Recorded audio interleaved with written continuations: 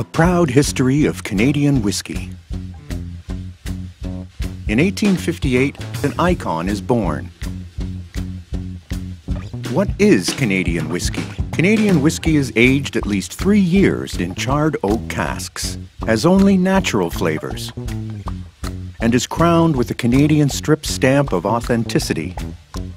To give home brands a boost, the U.S. required all imports to list their country of origin, as Canadian whiskey swept across the nation.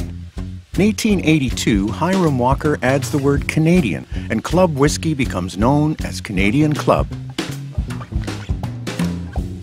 January 17, 1919, the Prohibition era begins. At the peak of Prohibition, Canadian Club held strong, shipping out 1,000 cases daily. Their first packaging innovation, the gate bottle, curved to fit in small places, becoming known as the bootlegger bottle. Importers such as Al Capone would purchase a case at $7, reselling it to his customers for $75. December 5, 1933, Prohibition ends at last. June 17, 1952, New York City Mayor calls lights out in Times Square to give Canadian Club the spotlight. Canadian Club appears in high-end jazz clubs and opera houses.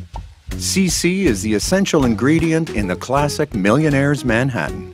1967, Canadian Club hides cases of whiskey at remote locations around the world, which sets off a frenzy of thirsty treasure hunters. 9 cases are still at large. Before shaken, not stirred, Mr. Bond's drink of choice in Dr. No is CC and soda. In the 1980s, CC is now enjoyed in over 150 countries. Canada joins the global spirits market with over 1,000 international spirits arriving on store shelves. Entering the modern era, CC plays a prominent role in historical TV dramas.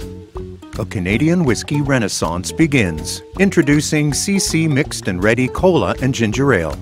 Last year, sales of ready-to-drink alcoholic beverages experienced a 4% growth globally. Experimenting with spirited flavors, Dock No. 57 is an innovation sure to appeal to a new generation of Canadian whiskey lovers.